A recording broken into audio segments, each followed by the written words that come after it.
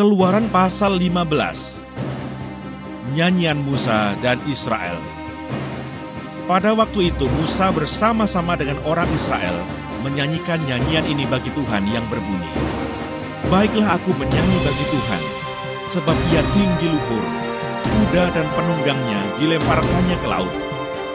Tuhan itu kekuatanku dan masmurku, ia telah menjadi keselamatanku.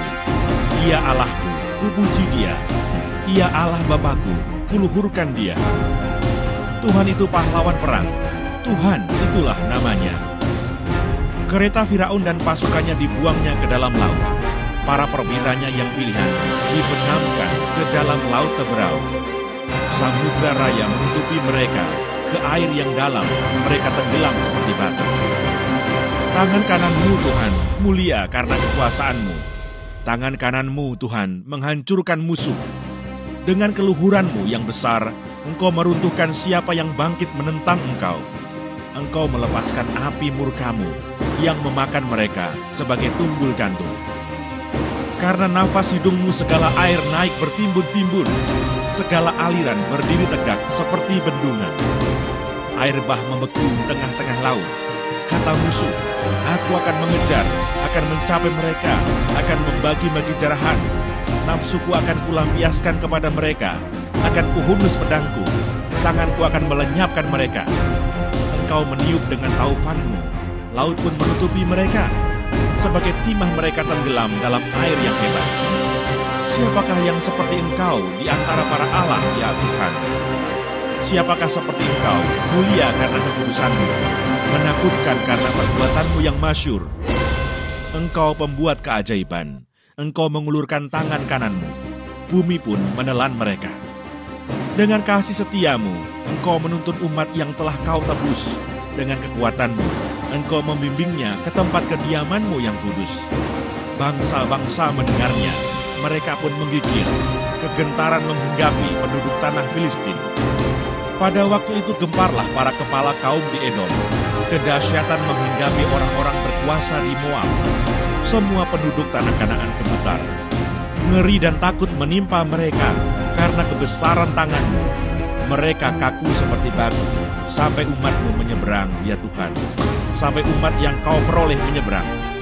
Engkau membawa mereka dan Kau cangkokkan mereka di atas gunung milikmu sendiri, di tempat yang telah Kau buat kediamanmu, ya Tuhan. Di tempat kudus yang didirikan tanganmu, ya Tuhan. Tuhan memerintah kekal selama-lamanya. Ketika kuda Firaun dengan keretanya dan orangnya yang berkuda telah masuk ke laut, maka Tuhan membuat air laut berbalik meliputi mereka. Tetapi orang Israel berjalan di tempat kering dari tengah-tengah laut. Lalu Miriam, nabiah itu, saudara perempuan Harun, mengambil rebana di tangannya, dan tampillah semua perempuan mengikutinya, memukul rebana serta menari-nari. Dan menyanyilah Miriam memimpin mereka. Menyanyilah bagi Tuhan, sebab ia tinggi luhur. Kuda dan penunggangnya dilemparkannya ke dalam laut. Di Mara dan di Elim. Musa menyuruh orang Israel berangkat dari laut Teberau, lalu mereka pergi ke padang gurun Syur. 3 hari lamanya mereka berjalan di padang gurun itu dengan tidak mendapat air. Sampailah mereka ke Mara, tetapi mereka tidak dapat meminum air yang di Mara itu karena pahit rasanya. Itulah sebabnya dinamai orang tempat itu Mara. Lalu bersungut-sungutlah bangsa itu kepada Musa. Kata mereka, "Apakah yang akan kami minum?" Musa berseru-seru kepada Tuhan, dan Tuhan menunjukkan kepadanya sepotong kayu. Musa melemparkan kayu itu ke dalam air, lalu air itu menjadi manis. Di sanalah diberikan Tuhan ketetapan-ketetapan dan peraturan-peraturan kepada mereka. Dan di sanalah Tuhan mencoba mereka. Firman-Nya, "Jika kamu sungguh-sungguh mendengarkan suara Tuhan Allahmu dan melakukan apa yang benar di matanya, dan memasang telingamu kepada perintah-perintahnya dan tetap mengikuti segala ketetapannya, maka aku tidak akan menimpakan kepadamu penyakit manapun yang telah kutimpakan kepada orang Mesir. Sebab aku Tuhanlah yang menyembuhkan engkau." Sesudah itu sampailah mereka di Elim. Di sana ada 12 mata air dan 70 pohon kurma, lalu berkemahlah mereka di sana, di tepi air itu.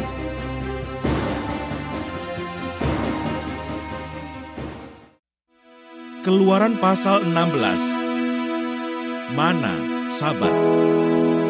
Setelah mereka berangkat dari Elim, tibalah segenap jemaah Israel di padang gurun Sin yang terletak di antara Elim dan Gunung Sinai. Pada hari yang ke-15 bulan yang kedua, sejak mereka keluar dari tanah Mesir. Di padang gurun itu bersungut-sungutlah segenap jemaah Israel kepada Musa dan Harun, dan berkata kepada mereka, kalau kami mati tadinya di tanah Mesir oleh tangan Tuhan ketika kami duduk menghadapi kuali berisi daging dan makan roti sampai kenyang. Sebab kamu membawa kami keluar ke padang gurun ini untuk membunuh seluruh jemaah ini dengan kelaparan. Lalu berfirmanlah Tuhan kepada Musa, sesungguhnya aku akan menurunkan dari langit hujan roti bagimu. Maka bangsa itu akan keluar dan memungut tiap-tiap hari sebanyak yang perlu untuk sehari, supaya mereka kucoba apakah mereka hidup menurut hukumku atau tidak. Dan pada hari yang ke-6, apabila mereka memasak yang dibawa mereka pulang, maka yang dibawa itu akan terdapat 2 kali lipat banyaknya dari apa yang dipungut mereka sehari-hari. Sesudah itu berkatalah Musa dan Harun kepada seluruh orang Israel, petang ini kamu akan mengetahui bahwa Tuhanlah yang telah membawa kamu keluar dari tanah Mesir. Dan besok pagi kamu melihat kemuliaan Tuhan, karena Ia telah mendengar sungut-sungutmu kepadanya. Sebab apalah kami ini, maka kamu bersungut-sungut kepada kami. Lagi kata Musa, jika memang Tuhan yang memberi kamu makan daging pada waktu petang, dan makan roti sampai kenyang pada waktu pagi, karena Tuhan telah mendengar sungut-sungutmu yang kamu sungut-sungutkan kepadanya, apalah kami ini? Bukan kepada kami sungut-sungutmu itu, tetapi kepada Tuhan. Kata Musa kepada Harun, katakanlah kepada segenap jemaah Israel, marilah dekat ke hadapan Tuhan, sebab Ia telah mendengar sungut-sungutmu. Dan sedang Harun berbicara kepada segenap jemaah Israel, mereka memalingkan mukanya ke arah padang gurun, maka tampaklah kemuliaan Tuhan dalam awan. Lalu berfirmanlah Tuhan kepada Musa, aku telah mendengar sungut-sungut orang Israel. Katakanlah kepada mereka, pada waktu senja kamu akan makan daging, dan pada waktu pagi kamu akan kenyang makan roti. Maka kamu akan mengetahui bahwa akulah Tuhan Allahmu. Pada waktu petang datanglah berduyun-duyun burung-burung yang menutupi perkemahan itu. Dan pada waktu pagi terletaklah embun sekeliling perkemahan itu. Ketika embun itu telah menguap, tampaklah pada permukaan padang gurun sesuatu yang halus, sesuatu yang seperti sisik, halus seperti embun beku di bumi. Ketika orang Israel melihatnya, berkatalah mereka seorang kepada yang lain, apakah ini? Sebab mereka tidak tahu apa itu. Tetapi Musa berkata kepada mereka, inilah roti yang diberikan Tuhan kepadamu menjadi makananmu.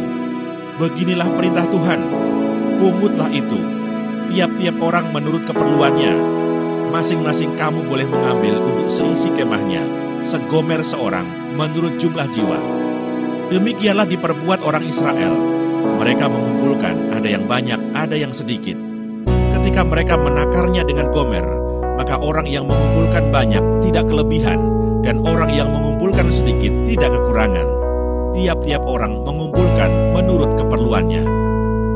Musa berkata kepada mereka, seorang pun tidak boleh meninggalkan daripadanya sampai pagi. Tetapi ada yang tidak mendengarkan Musa dan meninggalkan daripadanya sampai pagi, lalu berulat dan berbau busuk. Maka Musa menjadi marah kepada mereka. Setiap pagi mereka memungutnya, tiap-tiap orang menurut keperluannya. Tetapi ketika matahari panas, cairlah itu. Dan pada hari yang ke-6, mereka memungut roti itu 2 kali lipat banyaknya, 2 gomer untuk tiap-tiap orang. Dan datanglah semua pemimpin jemaah memberitahukannya kepada Musa. Lalu berkatalah Musa kepada mereka, inilah yang dimaksudkan Tuhan. Besok adalah hari perhentian penuh, Sabat yang kudus bagi Tuhan. Maka roti yang perlu kamu bakar, bakarlah. Dan apa yang perlu kamu masak, masaklah. Dan segala kelebihannya, biarkanlah di tempatnya untuk disimpan sampai pagi. Mereka membiarkannya di tempatnya sampai keesokan harinya, seperti yang diperintahkan Musa. Lalu tidaklah berbau busuk, dan tidak ada ulat di dalamnya. Selanjutnya kata Musa, makanlah itu pada hari ini, sebab hari ini adalah Sabat untuk Tuhan.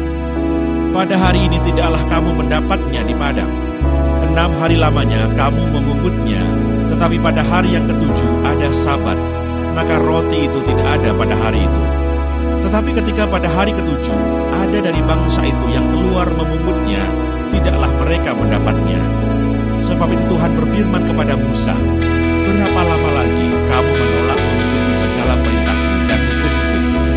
Perhatikanlah, Tuhan telah memberikan Sabat itu kepadamu. Itulah sebabnya pada hari ke-6 Ia memberikan kepadamu roti untuk 2 hari. Tinggallah kamu di tempatmu masing-masing. Seorang pun tidak boleh keluar dari tempatnya pada hari ke-7 itu.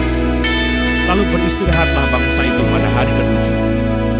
Umat Israel menyebutkan namanya Mana, warnanya putih seperti ketumbar dan rasanya seperti rasa kue madu.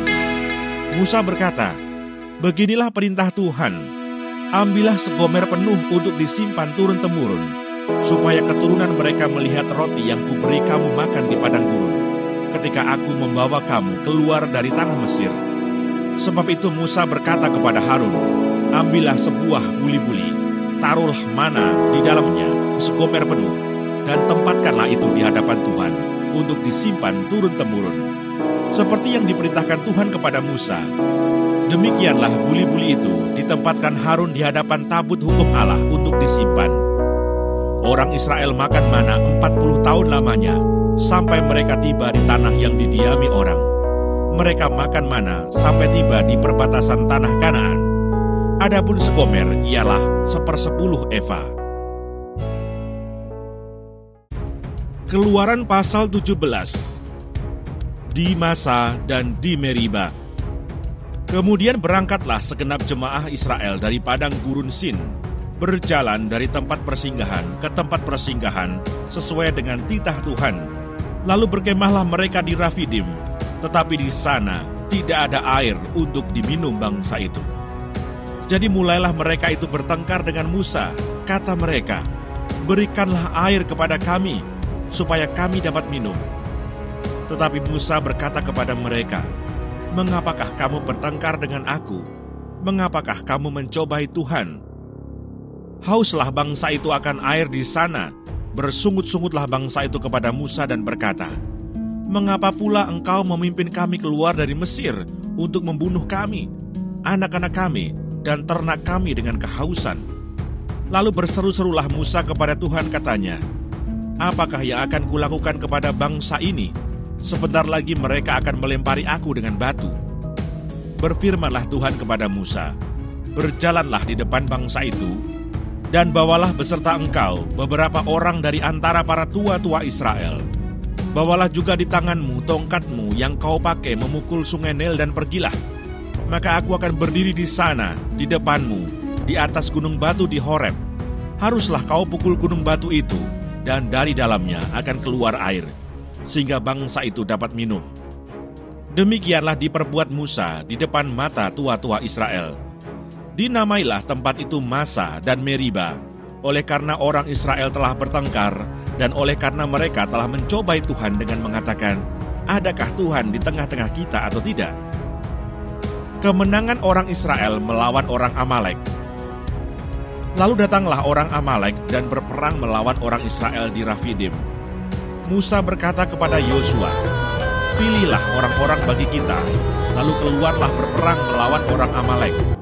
Besok aku akan berdiri di puncak bukit itu dengan memegang tongkat Allah di tanganku. Lalu Yosua melakukan seperti yang dikatakan Musa kepadanya dan berperang melawan orang Amalek. Tetapi Musa, Harun, dan Hur telah naik ke puncak bukit. Dan terjadilah, apabila Musa mengangkat tangannya, lebih kuatlah Israel.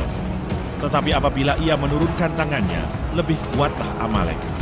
Maka penatlah tangan Musa. Sebab itu mereka mengambil sebuah batu, diletakkanlah di bawahnya, supaya ia duduk di atasnya. Harun dan Hur menopang kedua belah tangannya, seorang di sisi yang satu, seorang di sisi yang lain, sehingga tangannya tidak bergerak sampai matahari terbenam. Demikianlah Yosua mengalahkan Amalek dan rakyatnya dengan mata pedang.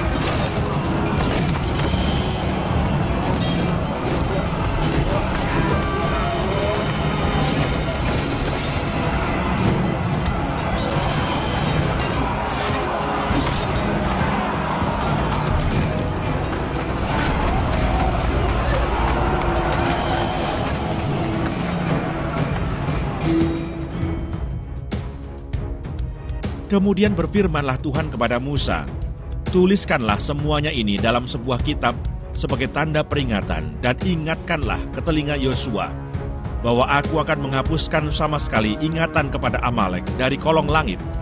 Lalu Musa mendirikan sebuah mezbah dan menamainya Tuhanlah panji-panjiku. Ia berkata, tangan di atas panji-panji Tuhan. Tuhan berperang melawan Amalek turun-temurun. Keluaran pasal 18. Yitro mengunjungi Musa. Kedengaranlah kepada Yitro, imam di Midian, mertua Musa, segala yang dilakukan Allah kepada Musa dan kepada Israel umatnya, yakni bahwa Tuhan telah membawa orang Israel keluar dari Mesir. Lalu Yitro mertua Musa membawa serta Sipora istri Musa yang dahulu disuruh Musa pulang, dan kedua anak laki-laki Sipora, yang seorang bernama Gersom, sebab kata Musa, "Aku telah menjadi seorang pendatang di negeri asing." Dan yang seorang lagi bernama Eliezer, sebab katanya, "Allah Bapakku adalah penolongku, dan telah menyelamatkan aku dari pedang Firaun." Ketika Yitro mertua Musa beserta anak-anak dan istri Musa sampai kepadanya di padang gurun, tempat ia berkemah dekat gunung Allah, disuruhnyalah mengatakan kepada Musa, "Aku mertuamu Yitro, datang kepadamu, membawa istrimu beserta kedua anaknya." Lalu keluarlah Musa menyongsong mertuanya itu. Sujudlah ia kepadanya dan menciumnya. Mereka menanyakan keselamatan masing-masing, lalu masuk ke dalam kemah. Sesudah itu Musa menceritakan kepada mertuanya segala yang dilakukan Tuhan kepada Firaun dan kepada orang Mesir karena Israel, dan segala kesusahan yang mereka alami di jalan, dan bagaimana Tuhan menyelamatkan mereka. Bersukacitalah Yitro tentang segala kebaikan yang dilakukan Tuhan kepada orang Israel, bahwa ia telah menyelamatkan mereka dari tangan orang Mesir. Lalu kata Yitro, "Terpujilah Tuhan yang telah menyelamatkan kamu dari tangan orang Mesir dan dari tangan Firaun. Sekarang aku tahu bahwa Tuhan lebih besar dari segala Allah, sebab ia telah menyelamatkan bangsa ini dari tangan orang Mesir. Karena memang orang-orang ini telah bertindak angkuh terhadap mereka." Dan Yitro, mertua Musa, mempersembahkan korban bakaran dan beberapa korban sembelihan bagi Allah. Lalu Harun dan semua tua-tua Israel datang untuk makan bersama-sama dengan mertua Musa di hadapan Allah. Pengangkatan hakim-hakim. Keesokan harinya, duduklah Musa mengadili di antara bangsa itu. Dan bangsa itu berdiri di depan Musa dari pagi sampai petang. Ketika mertua Musa melihat segala yang dilakukannya kepada bangsa itu, berkatalah ia, "Apakah ini yang kau lakukan kepada bangsa itu? Mengapakah engkau seorang diri saja yang duduk, sedang seluruh bangsa itu berdiri di depanmu dari pagi sampai petang?" Kata Musa kepada mertuanya itu, "Sebab bangsa ini datang kepadaku untuk menanyakan petunjuk Allah. Apabila ada perkara di antara mereka, maka mereka datang kepadaku dan aku mengadili antara yang seorang dan yang lain. Lagi pula aku memberitahukan kepada mereka ketetapan-ketetapan dan keputusan-keputusan Allah." Tetapi mertua Musa menjawabnya, "Tidak baik seperti yang kau lakukan itu. Engkau akan menjadi sangat lelah, baik engkau, baik bangsa yang beserta engkau ini. Sebab pekerjaan ini terlalu berat bagimu. Takkan sanggup engkau melakukannya seorang diri saja. Jadi sekarang dengarkanlah perkataanku. Aku akan memberi nasihat kepadamu, dan Allah akan menyertai engkau. Adapun engkau, wakililah bangsa itu di hadapan Allah, dan kau hadapkanlah perkara-perkara mereka kepada Allah. Kemudian haruslah engkau mengajarkan kepada mereka ketetapan-ketetapan dan keputusan-keputusan, dan memberitahukan kepada mereka jalan yang harus dijalani dan pekerjaan yang harus dilakukan. Di samping itu, kau carilah dari seluruh bangsa itu orang-orang yang cakap dan takut akan Allah, orang-orang yang dapat dipercaya dan yang benci kepada pengejaran suap. Tempatkanlah mereka di antara bangsa itu menjadi pemimpin 1.000 orang, pemimpin 100 orang, pemimpin 50 orang, dan pemimpin 10 orang. Dan sewaktu-waktu mereka harus mengadili di antara bangsa, maka segala perkara yang besar haruslah dihadapkan mereka kepadamu. Tetapi segala perkara yang kecil diadili mereka sendiri. Dengan demikian mereka meringankan pekerjaanmu, dan mereka bersama-sama dengan engkau turut menanggungnya. Jika engkau berbuat demikian, dan Allah memerintahkan hal itu kepadamu, maka engkau akan sanggup menahannya, dan seluruh bangsa ini akan pulang dengan puas, senang ke tempatnya. Musa mendengarkan perkataan mertuanya itu, dan dilakukannya lah segala yang dikatakannya. Dari seluruh orang Israel, Musa memilih orang-orang cakap dan mengangkat mereka menjadi kepala atas bangsa itu, menjadi pemimpin 1.000 orang, pemimpin 100 orang, pemimpin 50 orang, dan pemimpin 10 orang. Mereka ini mengadili di antara bangsa itu sewaktu-waktu. Perkara-perkara yang sukar dihadapkan mereka kepada Musa, tetapi perkara-perkara yang kecil diadili mereka sendiri. Kemudian Musa membiarkan mertuanya itu pergi, dan ia pulang ke negerinya.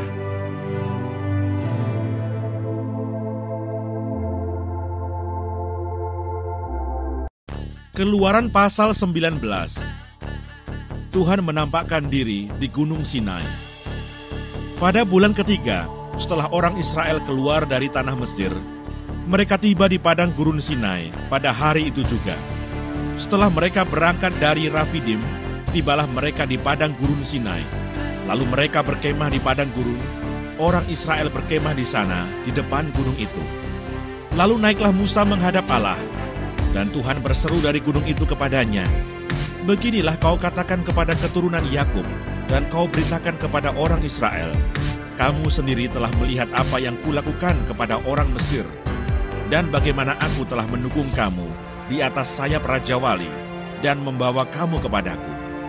Jadi sekarang, jika kamu sungguh-sungguh mendengarkan firman-Ku, dan berpegang pada perjanjian-Ku, maka kamu akan menjadi harta kesayangan-Ku sendiri dari antara segala bangsa. Sebab akulah yang empunya seluruh bumi. Kamu akan menjadi bagiku kerajaan imam dan bangsa yang kudus. Inilah semuanya firman yang harus kau katakan kepada orang Israel." Lalu datanglah Musa dan memanggil para tua-tua bangsa itu, dan membawa ke depan mereka segala firman yang diperintahkan Tuhan kepadanya. Seluruh bangsa itu menjawab bersama-sama, "Segala yang difirmankan Tuhan akan kami lakukan." Lalu Musa pun menyampaikan jawab bangsa itu kepada Tuhan. Berfirmanlah Tuhan kepada Musa, "Sesungguhnya aku akan datang kepadamu dalam awan yang tebal, dengan maksud supaya dapat didengar oleh bangsa itu apabila aku berbicara dengan engkau, dan juga supaya mereka senantiasa percaya kepadamu." Lalu Musa memberitahukan perkataan bangsa itu kepada Tuhan. Berfirmanlah Tuhan kepada Musa, "Pergilah kepada bangsa itu, suruhlah mereka menguduskan diri pada hari ini dan besok, dan mereka harus mencuci pakaiannya. Menjelang hari ketiga mereka harus bersiap, sebab pada hari ketiga Tuhan akan turun di depan mata seluruh bangsa itu di Gunung Sinai. Sebab itu haruslah engkau memasang batas bagi bangsa itu berkeliling sambil berkata, 'Jagalah baik-baik.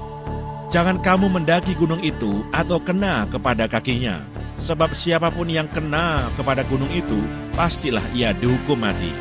Tangan seorang pun tidak boleh merabanya, sebab pastilah ia dilempari dengan batu atau dipanahi sampai mati.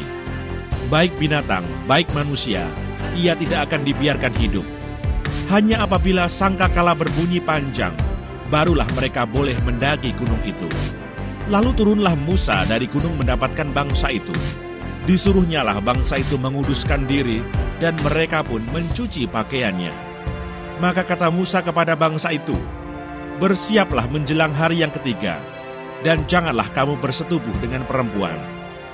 Dan terjadilah pada hari ketiga, pada waktu terbit fajar, ada guruh dan kilat dan awan padat di atas gunung, dan bunyi sangkakala yang sangat keras, sehingga gemetarlah seluruh bangsa yang ada di perkemahan. Lalu Musa membawa bangsa itu keluar dari perkemahan untuk menjumpai Allah, dan berdirilah mereka pada kaki gunung. Gunung Sinai ditutupi seluruhnya dengan asap, karena Tuhan turun ke atasnya dalam api. Asapnya membubung seperti asap dari dapur, dan seluruh gunung itu gemetar sangat. Bunyi sangkakala kian lama kian keras. Berbicaralah Musa, lalu Allah menjawabnya dalam guruh. Lalu turunlah Tuhan ke atas gunung Sinai, ke atas puncak gunung itu. Maka Tuhan memanggil Musa ke puncak gunung itu, dan naiklah Musa ke atas. Kemudian Tuhan berfirman kepada Musa, turunlah, peringatkanlah kepada bangsa itu, supaya mereka jangan menembus mendapatkan Tuhan hendak melihat-lihat, sebab tentulah banyak dari mereka akan binasa.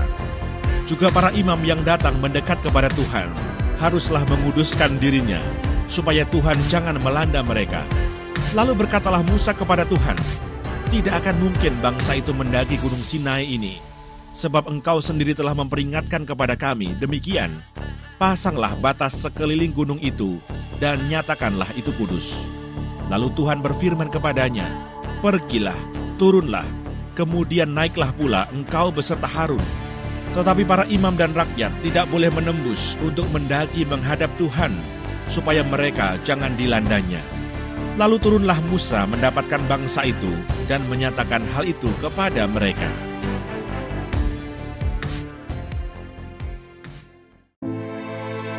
Keluaran pasal 20. Ke-10 firman.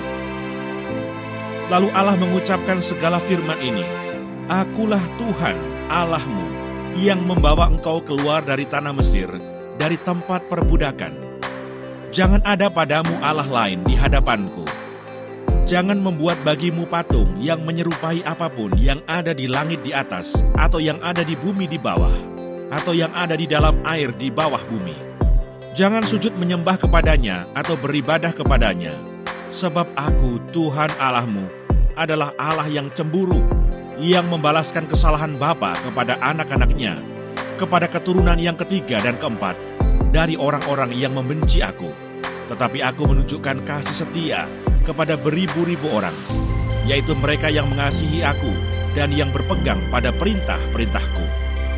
Jangan menyebut nama Tuhan Allahmu dengan sembarangan, sebab Tuhan akan memandang bersalah orang yang menyebut namanya dengan sembarangan. Ingatlah dan kuduskanlah hari Sabat. 6 hari lamanya engkau akan bekerja dan melakukan segala pekerjaanmu. Tetapi hari ke-7 adalah hari Sabat Tuhan Allahmu. Maka jangan melakukan sesuatu pekerjaan.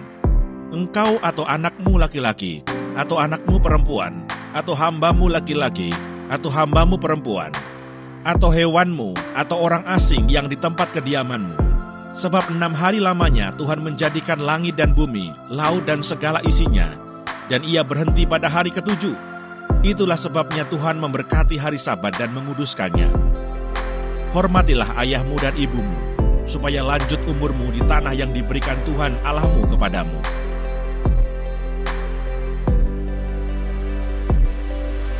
Jangan membunuh.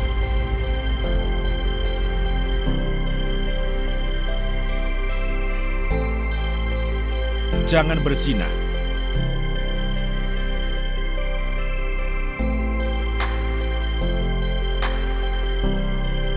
Jangan mencuri.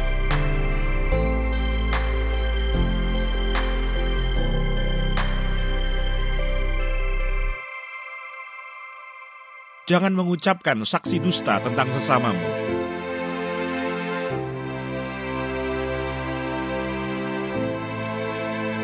Jangan mengingini rumah sesamamu. Jangan mengingini istrinya atau hambanya laki-laki, atau hambanya perempuan, atau lembunya, atau keledainya, atau apapun yang dipunyai sesamamu. Orang Israel takut menghadapi kedatangan Tuhan. Seluruh bangsa itu menyaksikan guru mengguntur, kilat sabung menyabung, sangkakala berbunyi, dan gunung berasap. Maka bangsa itu takut dan gemetar, dan mereka berdiri jauh-jauh. Mereka berkata kepada Musa, Engkaulah berbicara dengan kami, maka kami akan mendengarkan. Tetapi janganlah Allah berbicara dengan kami, nanti kami mati. Tetapi Musa berkata kepada bangsa itu, Janganlah takut, sebab Allah telah datang dengan maksud untuk mencoba kamu, dan dengan maksud supaya takut akan Dia ada padamu, agar kamu jangan berbuat dosa. Adapun bangsa itu berdiri jauh-jauh, tetapi Musa pergi mendekati embun yang kelam di mana Allah ada.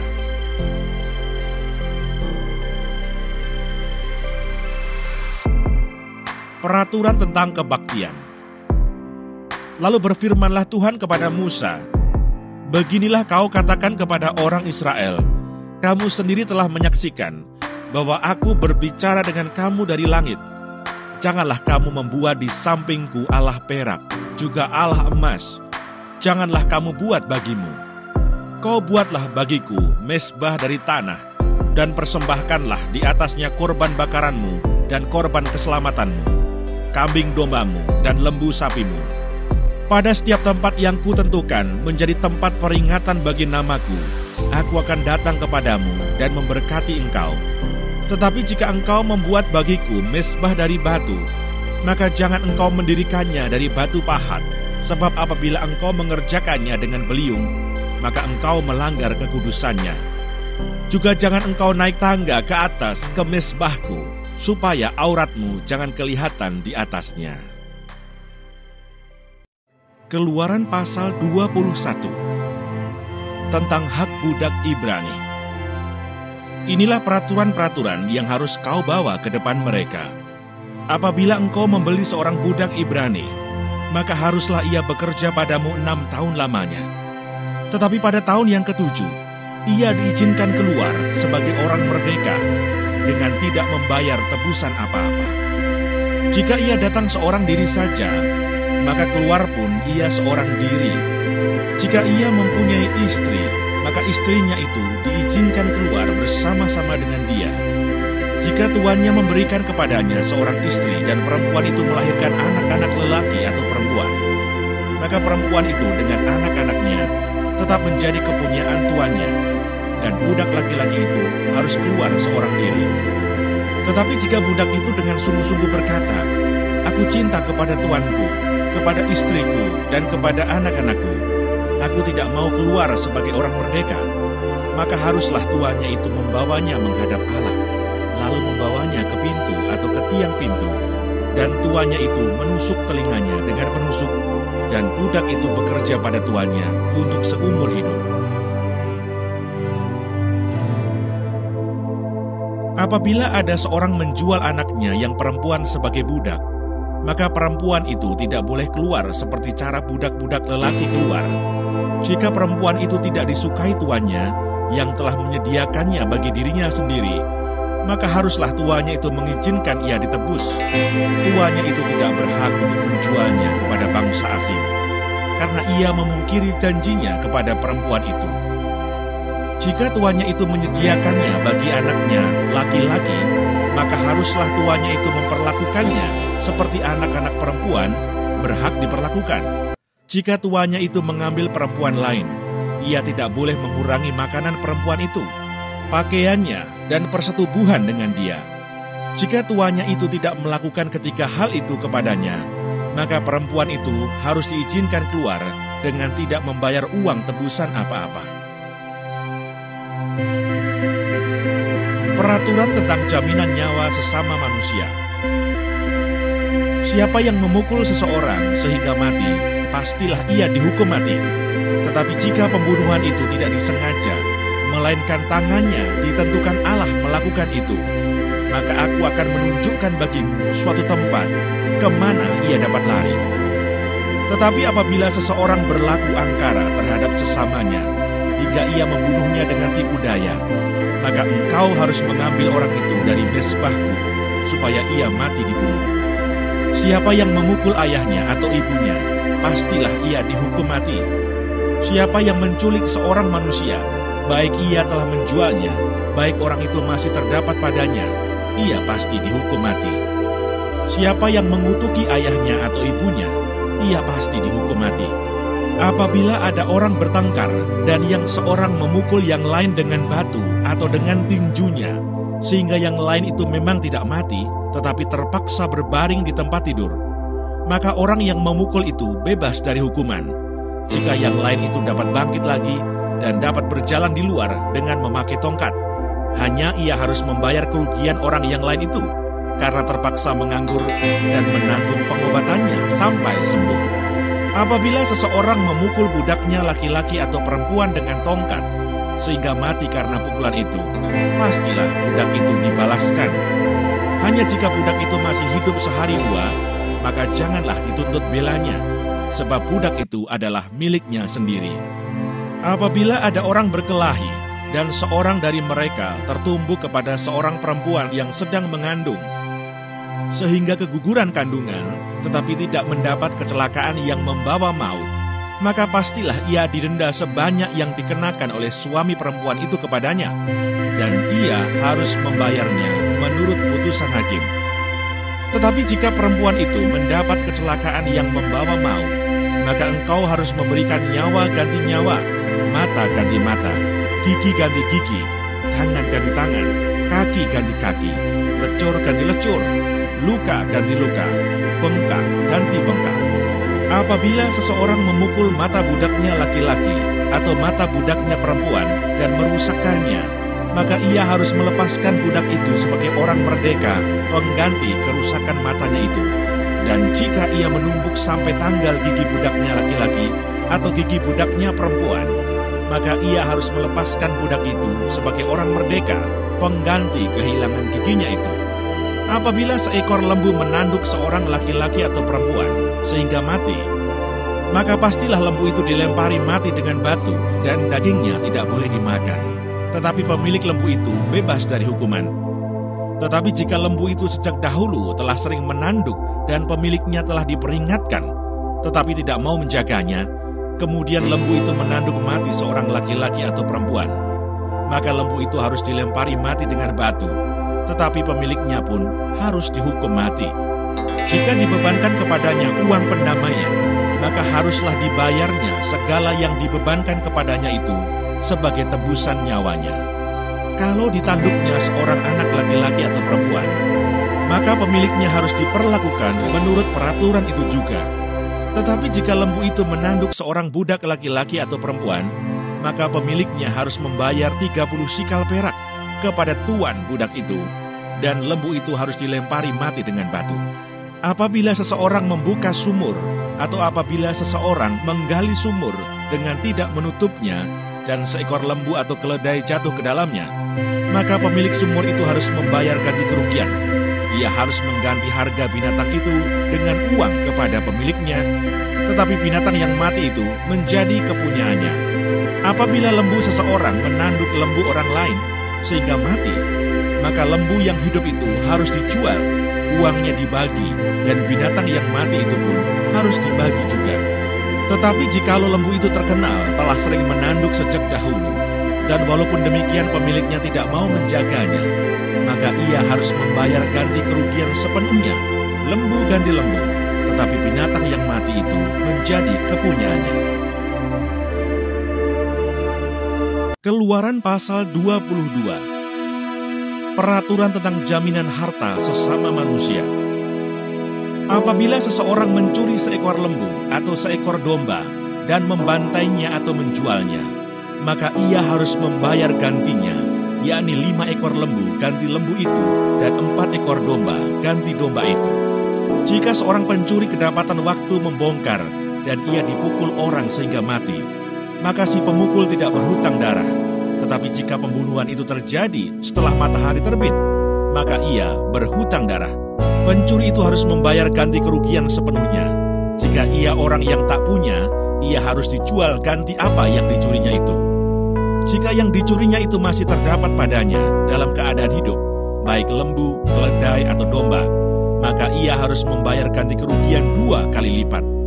Apabila seseorang menggembalakan ternaknya di ladangnya atau di kebun anggurnya, dan ternak itu dibiarkannya berjalan lepas sehingga makan habis ladang orang lain, maka ia harus memberikan hasil yang terbaik dari ladangnya sendiri atau hasil yang terbaik dari kebun anggurnya sebagai ganti kerugian.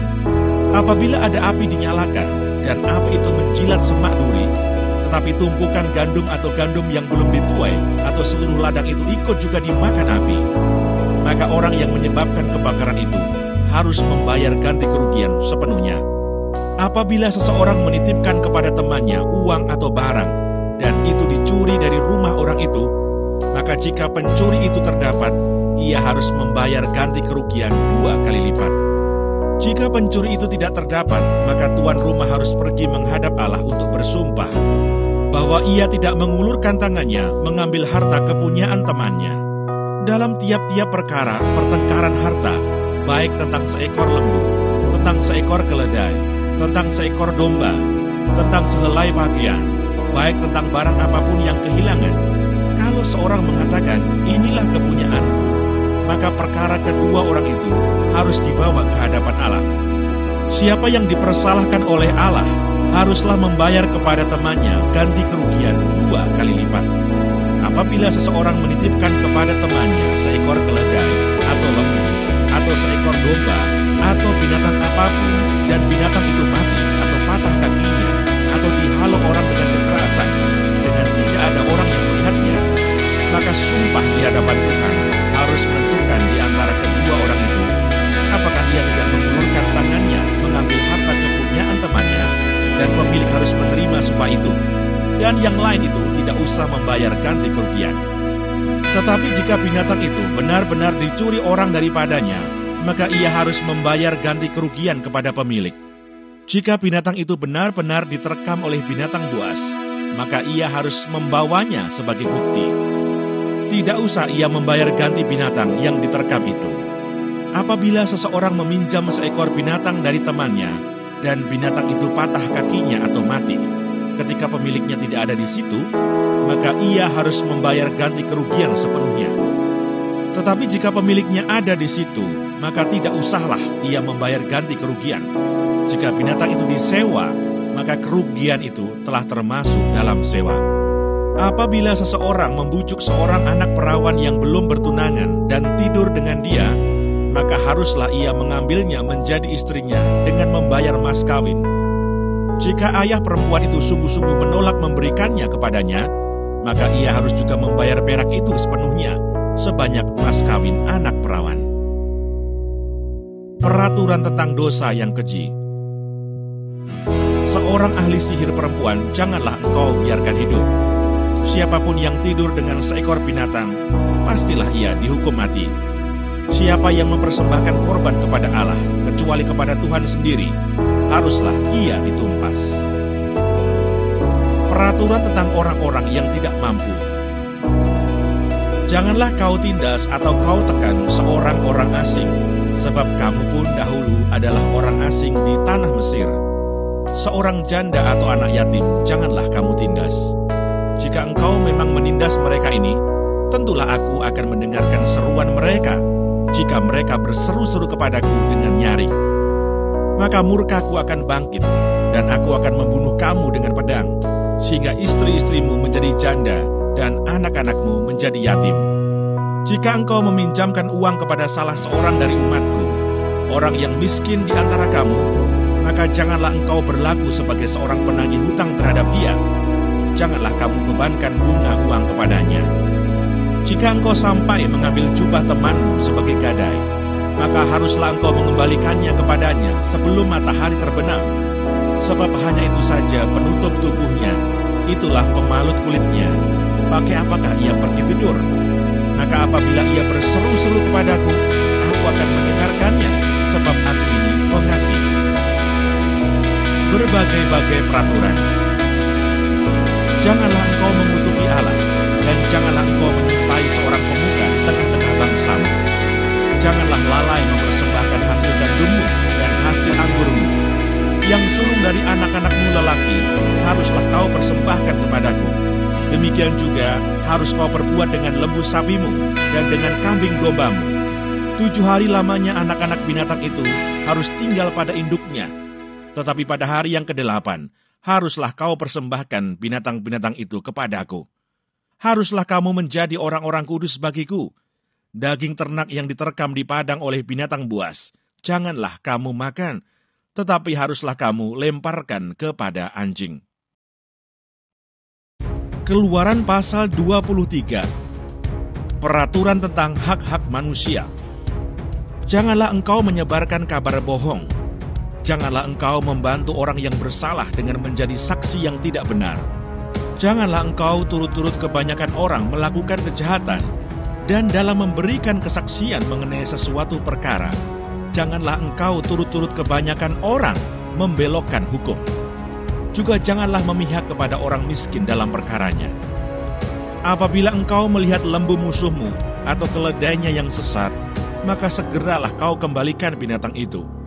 Apabila engkau melihat rebah keledai musuhmu karena berat bebannya, maka janganlah engkau enggan menolongnya. haruslah engkau rela menolong dia dengan membongkar muatan keledainya. Janganlah engkau memperkosa hak orang miskin di antaramu dalam perkaranya. Haruslah kau jauhkan dirimu dari perkara dusta. Orang yang tidak bersalah dan orang yang benar tidak boleh kau bunuh, sebab aku tidak akan membenarkan orang yang bersalah. Suap janganlah kau terima, sebab suap membuat buta mata orang-orang yang melihat dan memutarbalikkan perkara orang-orang yang benar. Orang asing janganlah kamu tekan, karena kamu sendiri telah mengenal keadaan jiwa orang asing, sebab kamu pun dahulu adalah orang asing di tanah Mesir. 6 tahunlah lamanya engkau menabur di tanahmu dan mengumpulkan hasilnya. Tetapi pada tahun ke-7, haruslah engkau membiarkannya dan meninggalkannya begitu saja, supaya orang miskin di antara bangsamu dapat makan, dan apa yang ditinggalkan mereka haruslah dibiarkan dimakan binatang hutan. Demikian juga kau lakukan dengan kebun anggurmu dan kebun zaitunmu. 6 harilah lamanya engkau melakukan pekerjaanmu. Tetapi pada hari ke-7 haruslah engkau berhenti, supaya lembu dan keledaimu tidak bekerja, dan supaya anak budakmu perempuan dan orang asing melepaskan lelah. Dalam segala hal yang kufirmankan kepadamu, haruslah kamu berawas-awas. Nama Allah lain janganlah kamu panggil. Janganlah nama itu kedengaran dari mulutmu. Peraturan tentang kebaktian dan hari-hari raya. 3 kali setahun haruslah engkau mengadakan perayaan bagiku. Hari raya roti tidak beragi haruslah kau pelihara. 7 hari lamanya engkau harus makan roti yang tidak beragi, seperti yang telah kuperintahkan kepadamu pada waktu yang ditetapkan dalam bulan Abib. Sebab dalam bulan itulah engkau keluar dari Mesir. Tetapi janganlah orang menghadap ke hadiratku dengan tangan hampa. Kau peliharalah juga hari raya menuai, yakni menuai buah bungaran dari hasil usahamu menabur di ladang. Demikian juga hari raya pengumpulan hasil pada akhir tahun, apabila engkau mengumpulkan hasil usahamu dari ladang. 3 kali setahun semua orangmu yang laki-laki harus menghadap ke hadirat Tuhanmu, Tuhan.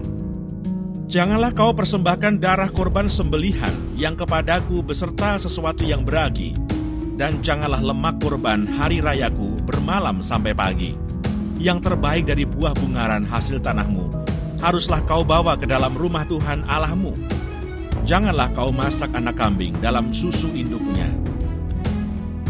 Janji dan teguran kepada Israel. Sesungguhnya aku mengutus seorang malaikat berjalan di depanmu untuk melindungi engkau di jalan dan untuk membawa engkau ke tempat yang telah kusediakan. Jagalah dirimu di hadapannya dan dengarkanlah perkataannya. Janganlah engkau mendurhaka kepadanya, sebab pelanggaranmu tidak akan diampuninya, sebab namaku ada di dalam dia. Tetapi jika engkau sungguh-sungguh mendengarkan perkataannya dan melakukan segala yang kufirmankan, maka aku akan memusuhi musuhmu dan melawan lawanmu.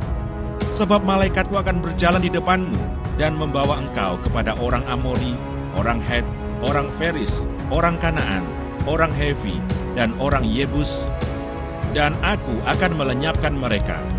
Janganlah engkau sujud menyembah kepada Allah mereka atau beribadah kepadanya, dan janganlah engkau meniru perbuatan mereka. Tetapi haruslah engkau memusnahkan sama sekali patung-patung berhala buatan mereka, dan tugu-tugu berhala mereka haruslah kau remukkan sama sekali. Tetapi kamu harus beribadah kepada Tuhan Allahmu, maka Ia akan memberkati roti makananmu dan air minumanmu, dan aku akan menjauhkan penyakit dari tengah-tengahmu. Tidak akan ada di negerimu perempuan yang keguguran atau mandul. Aku akan menggenapkan tahun umurmu. Kengerian terhadap aku akan kukirimkan mendahului engkau. Aku akan mengacaukan semua orang yang kau datangi, dan aku akan membuat semua musuhmu lari membelakangi engkau. Lagi aku akan melepaskan tabuhan mendahului engkau, sehingga binatang-binatang itu menghalau orang Hewi, orang Kanaan, dan orang Het itu dari depanmu. Aku tidak akan menghalau mereka dari depanmu dalam 1 tahun, supaya negeri itu jangan menjadi sepi, dan segala binatang hutan jangan bertambah banyak melebihi engkau. Sedikit demi sedikit, aku akan menghalau mereka dari depanmu, sampai engkau beranak cucu sedemikian, hingga engkau dapat memiliki negeri itu. Aku akan menentukan batas daerahmu dari Laut Teberau sampai Laut Filistin, dan dari padang gurun sampai sungai Efrat. Sebab aku akan menyerahkan penduduk negeri itu ke dalam tanganmu, sehingga engkau menghalau mereka dari depanmu. Janganlah mengadakan perjanjian dengan mereka, ataupun dengan Allah mereka. Mereka tidak akan tetap diam di negerimu, supaya mereka jangan membuat engkau berdosa kepadaku, dengan beribadah kepada Allah mereka, sebab tentulah hal itu menjadi jerat bagimu.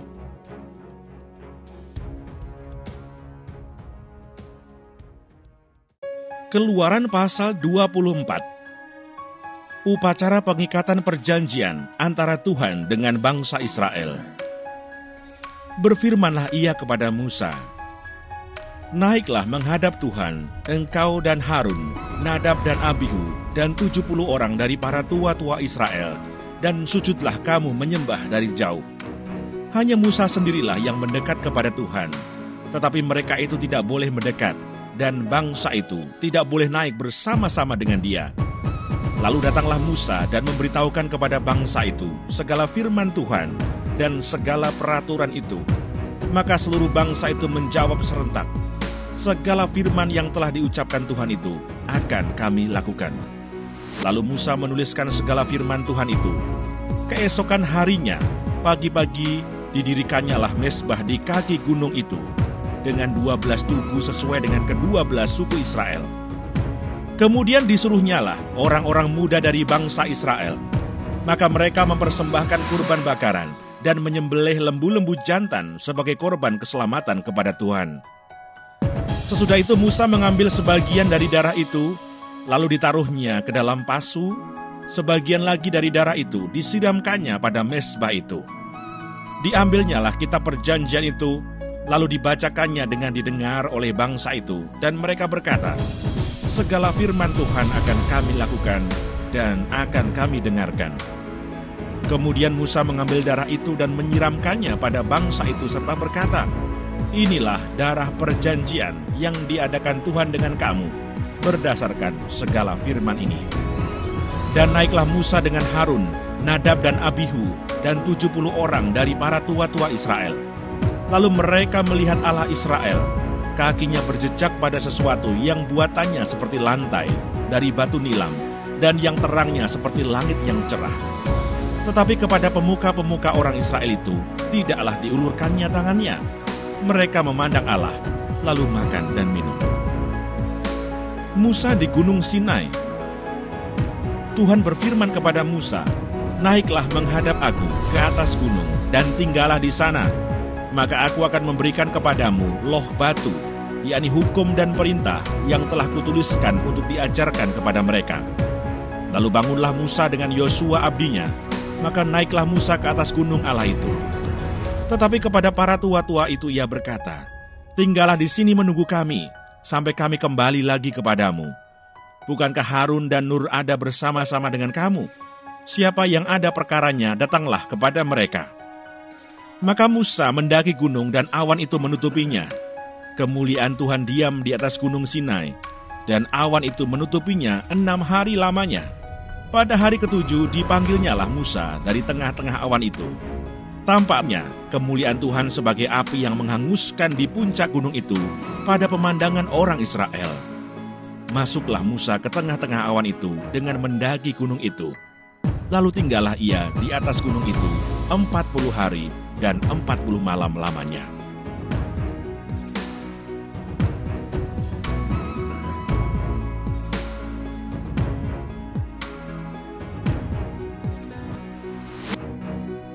Keluaran pasal 25. Petunjuk untuk mendirikan kemah suci mengenai persembahan khusus. Berfirmanlah Tuhan kepada Musa, "Katakanlah kepada orang Israel supaya mereka memungut bagiku persembahan khusus. Dari setiap orang yang terdorong hatinya, haruslah kamu pungut persembahan khusus kepadaku itu.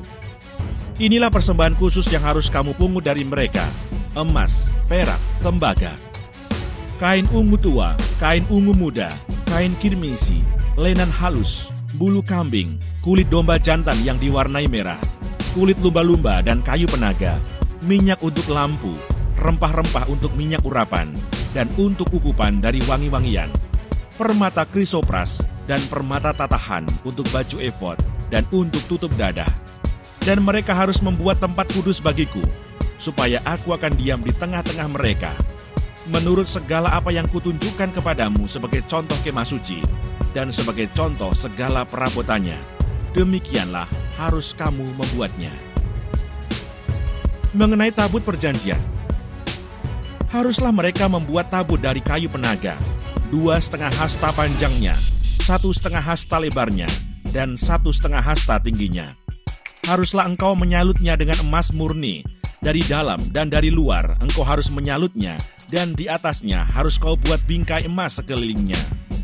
Haruslah engkau menuang 4 gelang emas untuk tabut itu, dan pasanglah gelang itu pada keempat penjurunya, yaitu 2 gelang pada rusuknya yang satu, dan 2 gelang pada rusuknya yang kedua. Engkau harus membuat kayu pengusung dari kayu penaga, dan menyalutnya dengan emas. Haruslah engkau memasukkan kayu pengusung itu ke dalam gelang yang ada pada rusuk tabut itu, supaya dengan itu tabut dapat diangkut. Kayu pengusung itu haruslah tetap tinggal dalam gelang itu, tidak boleh dicabut dari dalamnya. Dalam tabut itu haruslah kau taruh loh hukum yang akan kuberikan kepadamu. Juga engkau harus membuat tutup pendamaian dari emas murni, 2,5 hasta panjangnya dan 1,5 hasta lebarnya. Dan haruslah kau buat 2 kerup dari emas. Kau buatlah itu dari emas tempaan pada kedua ujung tutup pendamaian itu.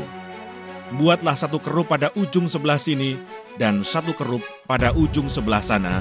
Seiras dengan tutup pendamaian itu, kamu buatlah kerup itu di atas kedua ujungnya. Kerup-kerup itu harus mengembangkan kedua sayapnya ke atas, sedang sayap-sayapnya menudungi tutup pendamaian itu, dan mukanya menghadap kepada masing-masing. Kepada tutup pendamaian itulah harus menghadap muka kerup-kerup itu. Haruslah kau letakkan tutup pendamaian itu di atas tabut, dan dalam tabut itu engkau harus menaruh loh hukum yang akan kuberikan kepadamu. Dan di sanalah aku akan bertemu dengan engkau, dan dari atas tutup pendamaian itu, dari antara kedua kerup yang di atas tabut hukum itu, aku akan berbicara dengan engkau tentang segala sesuatu yang akan kuperintahkan kepadamu untuk disampaikan kepada orang Israel. Mengenai meja roti sajian, lagi haruslah engkau membuat meja dari kayu penaga, 2 hasta panjangnya, 1 hasta lebarnya, dan 1,5 hasta tingginya.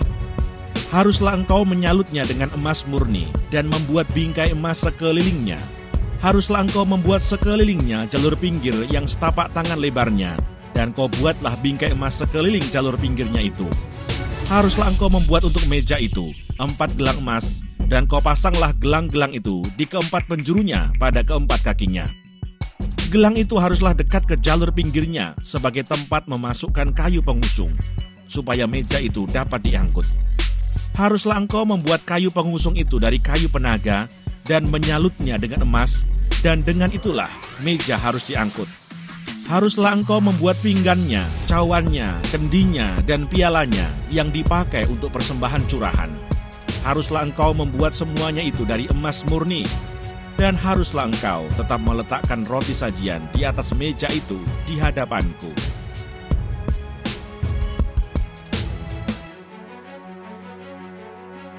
Mengenai kandil, haruslah engkau membuat kandil dari emas murni. Dari emas tempaan harus kandil itu dibuat, baik kakinya, baik batangnya, kelopaknya, dengan tombolnya dan kembangnya, haruslah seiras dengan kandil itu. 6 cabang harus timbul dari sisinya, 3 cabang kandil itu dari sisi yang satu, dan 3 cabang dari sisi yang lain. 3 kelopak yang berupa bunga badam pada cabang yang satu dengan tombol dan kembangnya, dan 3 kelopak yang serupa pada cabang yang lain dengan tombol dan kembangnya. Demikianlah juga kau buat ke-6 cabang yang timbul dari kandil itu. Pada kandil itu sendiri harus ada 4 kelopak berupa bunga badam dengan tombolnya dan kembangnya. Juga harus ada 1 tombol di bawah sepasang cabang yang pertama yang timbul dari kandil itu, dan 1 tombol di bawah yang kedua, dan 1 tombol di bawah yang ketiga. Demikianlah juga kau buat ke-6 cabang yang timbul dari kandil itu. Tombol dan cabang itu harus timbul dari kandil itu, dan semuanya itu haruslah dibuat dari sepotong emas tempaan yang murni. Haruslah kau buat pada kandil itu 7 lampu, dan lampu-lampu itu haruslah dipasang di atas kandil itu, sehingga diterangi yang di depannya. Sepitnya dan penadahnya haruslah dari emas murni. Dari 1 talenta emas murni haruslah dibuat kandil itu dengan segala perkakasnya itu. Dan ingatlah bahwa engkau membuat semuanya itu menurut contoh yang telah ditunjukkan kepadamu di atas gunung itu. Mengenai kemah suci. Kemah suci itu haruslah kau buat dari 10 tenda, dari lenan halus yang dipintal benangnya, dan dari kain ungu tua, kain ungu muda, dan kain kirmisi, dengan ada kerupnya. Buatan ahli tenun, haruslah kau buat semuanya itu. Panjang tiap-tiap tenda haruslah 28 hasta, dan lebar tiap-tiap tenda 4 hasta. Segala tenda itu harus sama ukurannya. 5 dari tenda itu haruslah dirangkap menjadi 1, dan yang 5 lagi juga harus dirangkap menjadi 1. Pada rangkapan yang pertama, di tepi 1 tenda yang di ujung, haruslah engkau membuat sosok-sosok kain ungu tua, dan demikian juga di tepi 1 tenda yang paling ujung pada rangkapan yang kedua. 50 sosok harus kau buat pada tenda yang 1, dan 50 sosok pada tenda yang di ujung pada rangkapan yang kedua, sehingga sosok-sosok itu tepat berhadapan satu sama lain. Dan haruslah engkau membuat 50 kaitan emas, dan menyambung tenda-tenda kemah suci yang satu dengan yang lain, dengan memakai kaitan itu, sehingga menjadi 1. Juga haruslah engkau membuat tenda-tenda dari bulu kambing, menjadi atap kemah yang menudungi kemah suci. 11 tenda harus kau buat. Panjang tiap-tiap tenda harus 30 hasta, dan lebar tiap-tiap tenda 4 hasta, yang 11 tenda itu harus sama ukurannya. 5 dari tenda itu haruslah kau sambung dengan tersendiri, dan 6 dari tenda itu dengan tersendiri, dan tenda yang ke-6 haruslah kau lipat 2 di sebelah depan kemah itu. Haruslah engkau membuat 50 sosok pada rangkapan yang pertama di tepi 1 tenda yang di ujung, dan 50 sosok di tepi 1 tenda pada rangkapan yang kedua. Haruslah engkau membuat 50 kaitan tembaga, dan memasukkan kaitan itu ke dalam sosok-sosok, dan menyambung tenda-tenda kemah itu, supaya menjadi 1.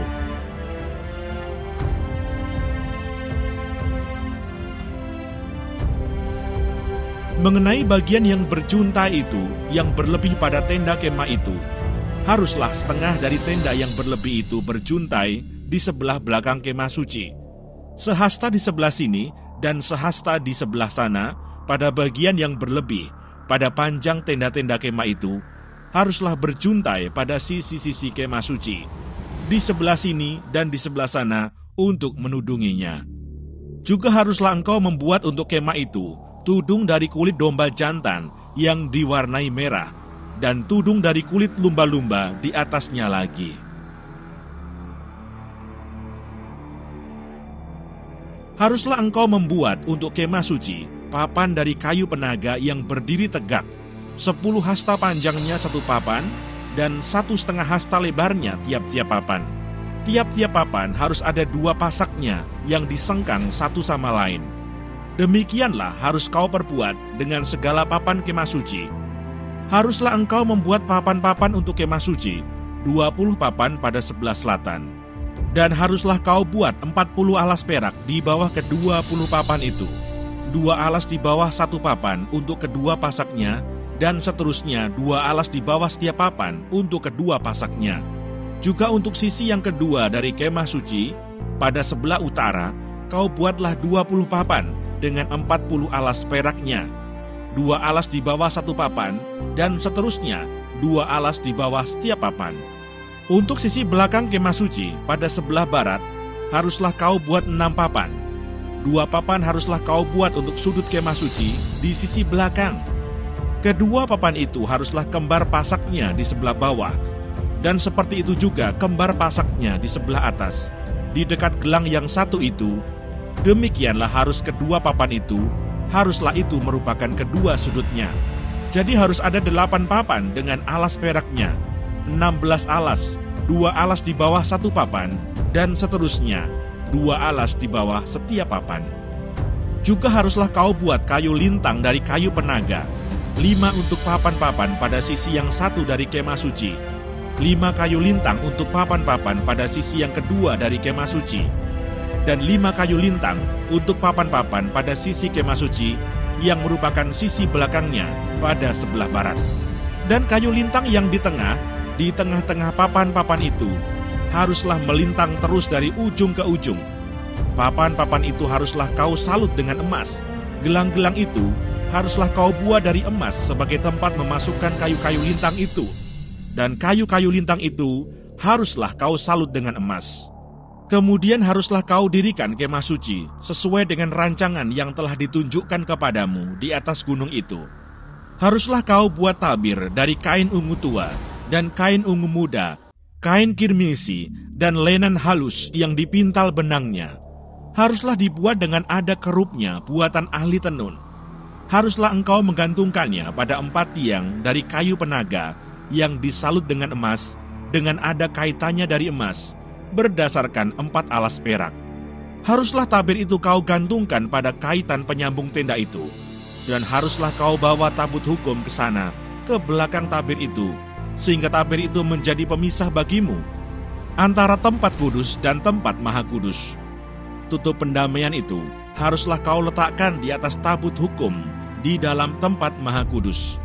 Meja itu haruslah kau taruh di depan tabir itu, dan kandil itu berhadapan dengan meja itu pada sisi selatan dari kemah suci, dan meja itu haruslah kau tempatkan pada sisi utara. Juga haruslah kau buat tirai untuk pintu kemah itu dari kain ungu tua, kain ungu muda, kain kirmisi, dan lenan halus yang dipintal benangnya, tenunan yang berwarna-warna. Haruslah kau buat 5 tiang dari kayu penaga untuk tirai itu, dan kau salutkanlah itu dengan emas, dengan ada kaitannya dari emas, dan untuk itu haruslah kau tuang 5 alas dari tembaga. Keluaran pasal 27. Mengenai mezbah korban bakaran. Haruslah engkau membuat mezbah dari kayu penaga, 5 hasta panjangnya dan 5 hasta lebarnya, sehingga mezbah itu 4 persegi, tetapi 3 hasta tingginya. Haruslah engkau membuat tanduk-tanduknya pada keempat sudutnya. Tanduk-tanduknya itu haruslah seiras dengan mezbah itu, dan haruslah engkau menyalutnya dengan tembaga. Juga harus engkau membuat kuali-kualinya, tempat menaruh abunya, dan sodok-sodoknya, dan bokor-bokor penyiramannya, garpu-garpunya, dan perbaraan-perbaraannya. Semua perkakasnya itu harus kau buat dari tembaga. Haruslah engkau membuat untuk itu kisi-kisi, yakni jala-jala tembaga, dan pada jala-jala itu haruslah kau buat 4 gelang tembaga pada keempat ujungnya. Haruslah engkau memasang jala-jala itu di bawah jalur mezbah itu, mulai dari sebelah bawah, sehingga jala-jala itu sampai setengah tinggi mezbah itu. Haruslah engkau membuat kayu-kayu pengusung untuk mezbah itu, kayu-kayu pengusung dari kayu penaga, dan menyalutnya dengan tembaga. Kayu-kayu pengusungnya itu haruslah dimasukkan ke dalam gelang-gelang itu, dan kayu-kayu pengusung itu haruslah ada pada kedua rusuk mezbah itu waktu mezbah itu diangkut. Mezbah itu harus kau buat berongga dan dari papan, seperti yang ditunjukkan kepadamu di atas gunung itu. Demikianlah harus dibuat mezbah itu. Mengenai pelataran, haruslah engkau membuat pelataran kemah suci. Untuk pelataran itu pada sebelah selatan harus dibuat layar dari lenan halus yang dipintal benangnya, 100 hasta panjangnya pada sisi yang satu itu. Tiang-tiangnya harus ada 20, dan alas-alas tiang itu harus 20 dari tembaga. Tetapi kaitan-kaitan tiang itu dan penyambung-penyambungnya harus dari perak. Demikian juga pada sebelah utara, pada panjangnya harus ada layar yang 100 hasta panjangnya. Tiang-tiangnya harus ada 20, dan alas-alas tiang itu harus 20 dari tembaga. Tetapi kaitan-kaitan tiang itu dan penyambung-penyambungnya harus dari perak. Dan pada lebar pelataran itu, pada sebelah barat, harus ada layar yang 50 hasta, dengan 10 tiangnya dan 10 alas tiang itu. Lebar pelataran itu, yaitu bagian muka pada sebelah timur, harus 50 hasta, yakni 15 hasta layar untuk sisi yang satu di samping pintu gerbang itu, dengan 3 tiangnya dan 3 alas tiang itu. Dan juga untuk sisi yang kedua di samping pintu gerbang itu, 15 hasta layar, dengan 3 tiangnya dan 3 alas tiang itu.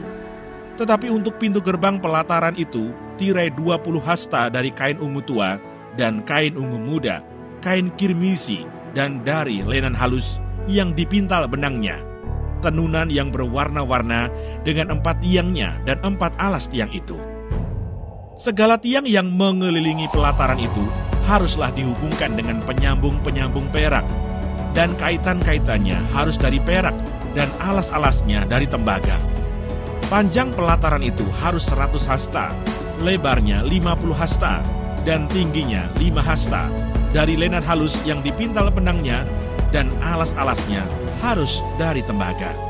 Adapun segala perabotan untuk seluruh perlengkapan kemah suci, dan juga segala patoknya, dan segala patok pelataran, semuanya harus dari tembaga. Mengenai minyak untuk lampu, haruslah kau perintahkan kepada orang Israel, supaya mereka membawa kepadamu minyak zaitun tumbuk yang murni untuk lampu, supaya orang dapat memasang lampu agar tetap menyala. Di dalam kemah pertemuan di depan tabir yang menutupi tabut hukum, haruslah Harun dan anak-anaknya mengaturnya dari petang sampai pagi di hadapan Tuhan. Itulah suatu ketetapan yang berlaku untuk selama-lamanya bagi orang Israel turun-temurun. Keluaran pasal 28 mengenai pakaian imam. Engkau harus menyuruh abangmu Harun bersama-sama dengan anak-anaknya datang kepadamu dari tengah-tengah orang Israel untuk memegang jabatan imam bagiku, Harun dan anak-anak Harun, yakni Nadab, Abihu, Eleazar, dan Itamar. Haruslah engkau membuat pakaian kudus bagi Harun abangmu sebagai perhiasan kemuliaan. Haruslah engkau mengatakan kepada semua orang yang ahli, yang telah kupenuhi dengan roh keahlian, membuat pakaian Harun untuk menguduskan dia, supaya dipegangnya jabatan imam bagiku. Inilah pakaian yang harus dibuat mereka: tutup dada, baju efod, gamis, kemeja yang ada raginya, serban, dan ikat pinggang. Demikianlah mereka harus membuat pakaian kudus bagi Harun abangmu dan bagi anak-anaknya, supaya ia memegang jabatan imam bagiku. Untuk itu haruslah mereka mengambil emas, kain ungu tua, dan kain ungu muda, kain kirmisi, dan lenan halus. Baju efod itu harus dibuat mereka dari emas, kain ungu tua, dan kain ungu muda, kain kirmisi, dan lenan halus yang dipintal benangnya, buatan seorang ahli. Haruslah ada pada baju efod itu 2 tutup bahu yang disambung kepadanya. Pada kedua ujungnya lah harus baju efod itu disambung. Sabuk pengikat yang ada pada baju efod itu haruslah sama buatannya dan seiras dengan baju efod itu, yakni dari emas, kain ungu tua, kain ungu muda, kain kirmisi, dan lenan halus yang dipintal benangnya. Haruslah kau ambil 2 permata krisopras dan mengukirkan nama para anak Israel pada permata itu. 6 dari nama mereka itu pada permata yang pertama, dan ke-6 nama lagi pada permata yang kedua, menurut urutan kelahirannya. Seperti buatan seorang pengasah permata, diukirkan seperti meterai. Demikianlah harus kau ukirkan pada kedua permata itu nama para anak Israel. Dililit dengan ikat emas harus kau buat permata itu. Kemudian haruslah kau taruh kedua permata itu pada kedua tutup bahu baju efod sebagai permata peringatan untuk mengingat orang Israel. Maka kehadapan Tuhan, haruslah Harun membawa nama mereka di atas kedua tutup bahunya menjadi tanda peringatan. Haruslah kau buat ikat emas dan 2 untai dari emas murni sebagai utas, haruslah kau buat itu, yang buatannya sebagai tali berjalin, dan haruslah kau pasang untai berjalin itu pada ikat itu. Haruslah engkau membuat tutup dada pernyataan keputusan, buatan seorang ahli, buatannya sama dengan baju efod. Demikianlah harus engkau membuatnya, yakni dari emas, kain ungu tua, kain ungu muda, kain kirmisi, dan lenan halus yang dipintal benangnya haruslah engkau membuatnya. Haruslah itu 4 persegi, lipat 2, sejengkal panjangnya dan sejengkal lebarnya. Haruslah kau tata itu dengan permata tatahan, 4 jajar permata yaspis merah, krisolit, malakit. Itulah jajar yang pertama. Jajar yang kedua, permata batu darah, lasurit, yaspis hijau.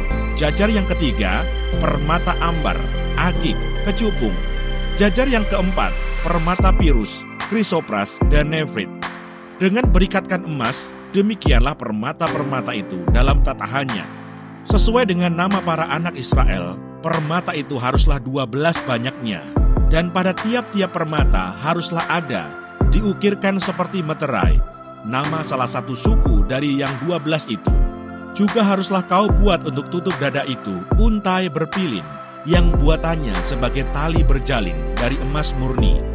Juga haruslah kau buat untuk tutup dada itu 2 gelang emas, dan kedua gelang itu harus kau pasang pada kedua ujung tutup dada.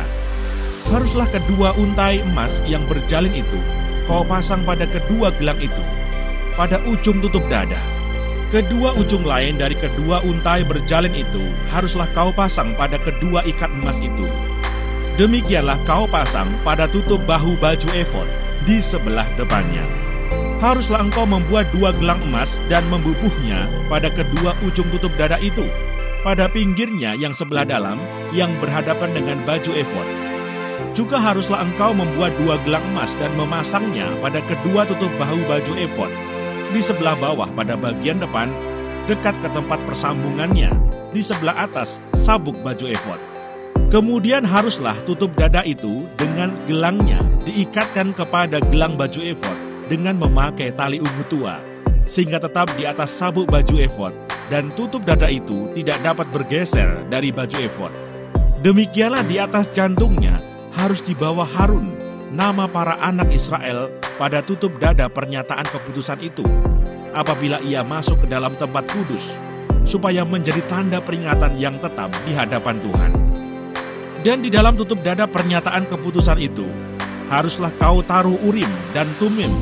Haruslah itu di atas jantung Harun, apabila ia masuk menghadap Tuhan. Dan Harun harus tetap membawa keputusan bagi orang Israel di atas jantungnya di hadapan Tuhan.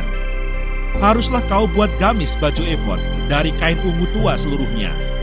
Lehernya haruslah di tengah-tengahnya. Lehernya itu harus mempunyai pinggir sekelilingnya, buatan tukang tenun, seperti leher baju sirah. Haruslah lehernya itu, supaya jangan koyak. Pada ujung gamis itu haruslah kau buat 2 delima dari kain ungu tua, kain ungu muda, dan kain kirmisi pada sekeliling ujung gamis itu, dan di antaranya berselang-seling giring-giring emas, sehingga 1 giring-giring emas dan 1 buah delima selalu berselang-seling pada ujung gamis itu. Haruslah gamis itu dipakai Harun apabila ia menyelenggarakan kebaktian, dan bunyinya harus kedengaran apabila ia masuk ke dalam tempat kudus di hadapan Tuhan, dan apabila ia keluar pula, supaya ia jangan mati. Juga haruslah engkau membuat patam dari emas murni, dan pada patam itu kau ukirkanlah, diukirkan seperti meterai, kudus bagi Tuhan. Haruslah patam itu engkau beri bertali ungu tua, dan haruslah itu dilekatkan pada serban di sebelah depan serban itu. Patam itu haruslah ada pada dahi Harun, dan Harun harus menanggung akibat kesalahan terhadap segala yang dikuduskan oleh orang Israel, yakni terhadap segala persembahan kudusnya. Maka haruslah patam itu tetap ada pada dahinya, sehingga Tuhan berkenan akan mereka. Haruslah engkau menenun kemeja dengan ada raginya dari lenan halus, dan membuat serban dari lenan halus, dan haruslah kau buat ikat pinggang dari tenunan yang berwarna-warna.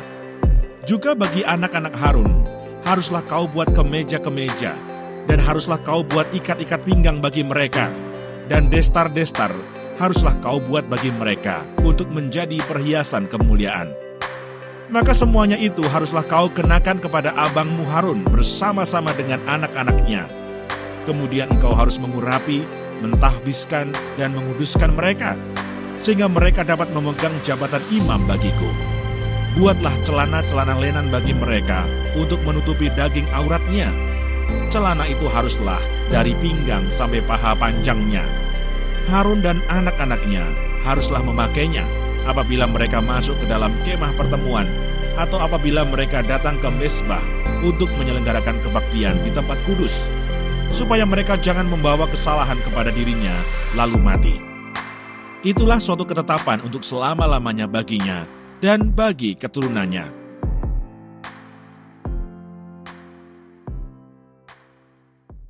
Keluaran pasal 29 mengenai pentahbisan Harun dan anak-anaknya.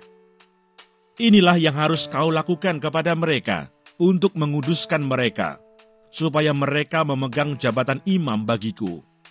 Ambillah seekor lembu jantan muda dan 2 ekor domba jantan yang tidak bercela, roti yang tidak beragi, dan roti bundar yang tidak beragi, yang diolah dengan minyak, dan roti tipis yang tidak beragi, yang diolesi dengan minyak. Dari tepung gandum yang terbaik, haruslah kau buat semuanya itu. Kau taruhlah semuanya dalam sebuah bakul, dan kau persembahkanlah semuanya dalam bakul itu. Demikian juga lembu jantan dan kedua domba jantan itu. Lalu kau suruhlah Harun dan anak-anaknya datang ke pintu kemah pertemuan, dan haruslah engkau membasuh mereka dengan air. Kemudian kau ambillah pakaian itu, lalu kau kenakanlah kepada Harun kemeja, gamis baju efod, dan baju efod serta tutup dada. Kau kebatkanlah sabuk baju efod kepadanya. Kau taruhlah serban di kepalanya, dan jamang yang kudus kau bubuh pada serban itu. Sesudah itu kau ambillah minyak urapan dan kau tuang ke atas kepalanya. Dan kau urapilah dia. Kau suruhlah anak-anaknya mendekat, dan kau kenakanlah kemeja-kemeja itu kepada mereka. Kau ikatkanlah ikat pinggang kepada mereka, kepada Harun dan anak-anaknya, dan kau lilitkanlah destar itu kepada kepala mereka. Maka merekalah yang akan memegang jabatan imam. Itulah suatu ketetapan untuk selama-lamanya. Demikianlah engkau harus mentahbiskan Harun dan anak-anaknya. Kemudian haruslah kau bawa lembu jantan itu ke depan kemah pertemuan. Lalu haruslah Harun dan anak-anaknya meletakkan tangannya ke atas kepala lembu jantan itu. Haruslah kau sembelih lembu jantan itu di hadapan Tuhan, di depan pintu kemah pertemuan.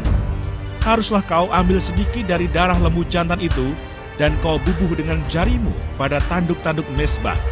Dan segala darah selebihnya haruslah kau curahkan pada bagian bawah mezbah. Kemudian kau ambillah segala lemak yang menutupi isi perut, umbai hati, kedua buah pinggang, dan segala lemak yang melekat padanya, dan kau bakarlah di atas mezbah.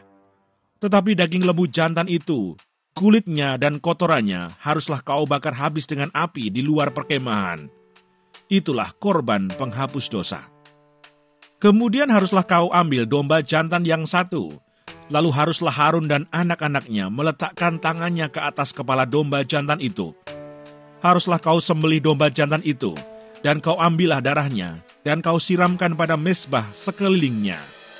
Haruslah kau potong-potong domba jantan itu menurut bagian-bagian tertentu. Kau basuhlah isi perutnya dan betis-betisnya, dan kau taruh itu di atas potongan-potongannya dan di atas kepalanya. Kemudian haruslah kau bakar seluruh domba jantan itu di atas mezbah. Itulah korban bakaran, suatu persembahan yang harum bagi Tuhan, yakni suatu korban api-apian bagi Tuhan. Kemudian haruslah kau ambil domba jantan yang lain, lalu haruslah Harun dan anak-anaknya meletakkan tangannya ke atas kepala domba jantan itu. Haruslah kau sembelih domba jantan itu. Kau ambillah sedikit dari darahnya, dan kau bubuh pada cuping telinga kanan Harun, dan pada cuping telinga kanan anak-anaknya, pada ibu jari tangan kanan, dan pada ibu jari kaki kanan mereka, dan darah selebihnya kau siramkanlah pada mezbah sekelilingnya. Haruslah kau ambil sedikit dari darah yang ada di atas mezbah, dan dari minyak urapan itu, dan kau percikkanlah kepada Harun dan kepada pakaiannya, dan juga kepada anak-anaknya, dan pada pakaian anak-anaknya. Maka ia akan kudus, ia dan pakaiannya, dan juga anak-anaknya, dan pakaian anak-anaknya. Dari domba jantan itu, haruslah kau ambil lemaknya, ekornya yang berlemak, lemak yang menutupi isi perutnya, umbai hatinya, kedua buah pinggangnya, lemak yang melekat padanya, paha kanannya. Sebab itulah domba jantan persembahan pentahbisan. Kau ambillah juga 1 keping roti, 1 roti bundar yang berminyak, dan 1 roti tipis dari dalam bakul berisi roti yang tidak beragi yang ada di hadapan Tuhan. Haruslah kau taruh seluruhnya ke atas telapak tangan Harun dan ke atas telapak tangan anak-anaknya. Dan haruslah kau persembahkan semuanya sebagai persembahan unjukan di hadapan Tuhan. Kemudian haruslah kau ambil semuanya dari tangan mereka dan kau bakar di atas mezbah, yaitu di atas korban bakaran sebagai persembahan yang harum di hadapan Tuhan. Itulah suatu korban api-apian bagi Tuhan. Selanjutnya haruslah kau ambil dada dari domba jantan, yang adalah bagi pentahbisan Harun, dan kau persembahkan sebagai persembahan unjukan di hadapan Tuhan. Dan itulah bagian untukmu. Demikianlah harus kau kuduskan dada persembahan unjukan dan paha persembahan khusus yang dipersembahkan dari domba jantan, yang adalah bagi pentahbisan Harun dan anak-anaknya. Itulah yang menjadi bagian untuk Harun dan anak-anaknya, menurut ketetapan yang berlaku untuk selama-lamanya bagi orang Israel. Sebab inilah suatu persembahan khusus, maka haruslah itu menjadi persembahan khusus dari pihak orang Israel, yang diambil dari korban keselamatan mereka, dan menjadi persembahan khusus mereka bagi Tuhan. Pakaian kudus kepunyaan Harun itu haruslah turun kepada anak-anaknya yang kemudian, supaya mereka memakainya apabila mereka diurapi dan ditahbiskan. 7 hari lamanya haruslah pakaian itu dikenakan oleh imam penggantinya dari antara anak-anaknya, yang akan masuk ke dalam kemah pertemuan untuk menyelenggarakan kebaktian di tempat kudus. Domba jantan persembahan pentahbisan itu haruslah kau ambil dan dagingnya kau masak pada suatu tempat yang kudus. Haruslah Harun dan anak-anaknya memakan daging domba jantan itu, serta roti yang ada di dalam bakul di depan pintu kemah pertemuan. Haruslah mereka memakan semuanya itu yang dipakai untuk mengadakan pendamaian pada waktu mereka ditahbiskan dan dikuduskan. Tetapi orang awam janganlah memakannya, sebab persembahan kudus semuanya itu. Jika ada yang tinggal dari daging persembahan pentahbisan dan dari roti itu sampai pagi, haruslah kau bakar habis yang tinggal itu dengan api, janganlah dimakan. Sebab persembahan kudus semuanya itu. Maka haruslah kau perbuat demikian kepada Harun dan kepada anak-anaknya, tepat seperti yang kuperintahkan kepadamu. Selama 7 hari haruslah kau tahbiskan mereka. Tiap-tiap hari haruslah engkau mengolah seekor lembu jantan menjadi korban penghapus dosa, untuk mengadakan pendamaian, dan haruslah kau sucikan mezbah itu dengan mengadakan pendamaian baginya. Haruslah engkau mengurapinya untuk menguduskannya. 7 hari lamanya haruslah engkau mengadakan pendamaian bagi mezbah itu. Haruslah engkau menguduskannya, maka mezbah itu akan menjadi maha kudus. Setiap orang yang kena kepada mezbah itu akan menjadi kudus. Mengenai korban pagi dan korban petang, inilah yang harus kau olah di atas mezbah itu. 2 anak domba berumur setahun tetap tiap-tiap hari. Domba yang satu haruslah kau olah pada waktu pagi, dan domba yang lain kau olah pada waktu senja. Dan beserta domba yang satu kau olah 1/10 eva tepung yang terbaik dengan minyak tumbuk 1/4 hin, dan korban curahan dari 1/4 hin anggur. Domba yang lain haruslah kau olah pada waktu senja, sama seperti korban sajian dan korban curahannya pada waktu pagi, harus engkau mengolahnya sebagai persembahan yang harum, suatu korban api-apian bagi Tuhan, suatu korban bakaran yang tetap di antara kamu turun-temurun di depan pintu kemah pertemuan di hadapan Tuhan. Sebab di sana aku akan bertemu dengan kamu untuk berfirman kepadamu. Di sanalah aku akan bertemu dengan orang Israel, dan tempat itu akan dikuduskan oleh kemuliaanku. Aku akan menguduskan kemah pertemuan dan mezbah itu. Lalu Harun dan anak-anaknya akan kukuduskan, supaya mereka memegang jabatan imam bagiku. Aku akan diam di tengah-tengah orang Israel, dan aku akan menjadi Allah mereka. Maka mereka akan mengetahui bahwa akulah Tuhan Allah mereka, yang telah membawa mereka keluar dari tanah Mesir, supaya aku diam di tengah-tengah mereka. Akulah Tuhan Allah mereka.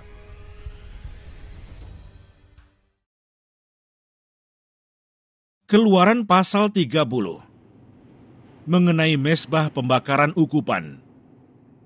Haruslah kau buat mezbah, tempat pembakaran ukupan.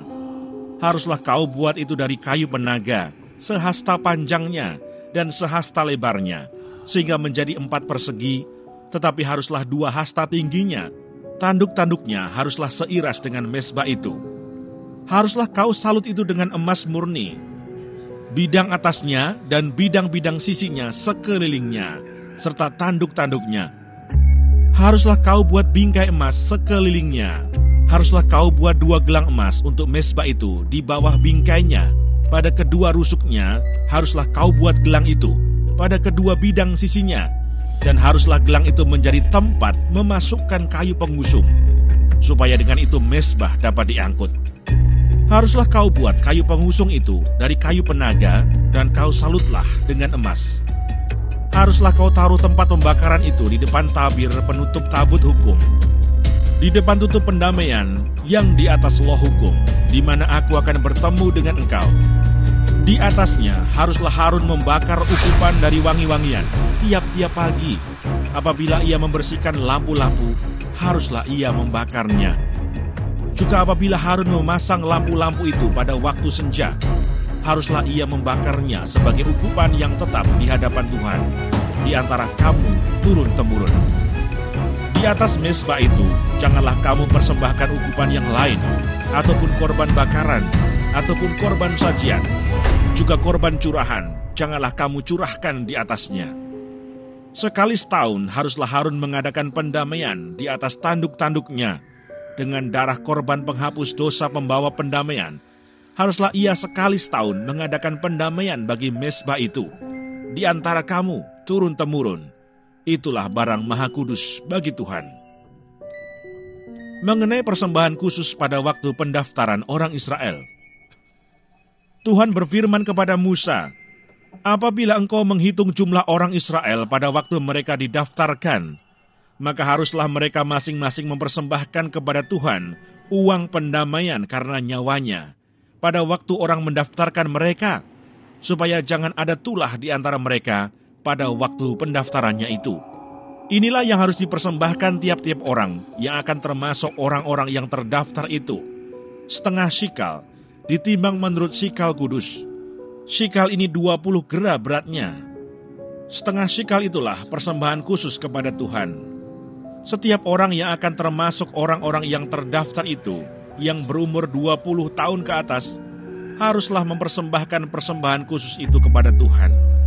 Orang kaya janganlah mempersembahkan lebih, dan orang miskin janganlah mempersembahkan kurang dari 1/2 shikal itu pada waktu dipersembahkan persembahan khusus itu kepada Tuhan, untuk mengadakan pendamaian bagi nyawa kamu sekalian. Dan haruslah engkau memungut uang pendamaian itu dari orang Israel dan menggunakannya untuk ibadah dalam kemah pertemuan, supaya itu menjadi peringatan di hadapan Tuhan, untuk mengingat kepada orang Israel dan untuk mengadakan pendamaian bagi nyawa kamu sekalian. Mengenai bejana pembasuhan, berfirmanlah Tuhan kepada Musa, haruslah engkau membuat bejana dan juga alasnya dari tembaga untuk pembasuhan, dan kau tempatkanlah itu antara kemah pertemuan dan mezbah, dan kau taruhlah air ke dalamnya. Maka Harun dan anak-anaknya haruslah membasuh tangan dan kaki mereka dengan air dari dalamnya. Apabila mereka masuk ke dalam kemah pertemuan, haruslah mereka membasuh tangan dan kaki dengan air, supaya mereka jangan mati. Demikian juga apabila mereka datang ke mezbah itu untuk menyelenggarakan kebaktian dan untuk membakar korban api-apian bagi Tuhan, haruslah mereka membasuh tangan dan kaki mereka, supaya mereka jangan mati. Itulah yang harus menjadi ketetapan bagi mereka untuk selama-lamanya, bagi dia dan bagi keturunannya turun-temurun.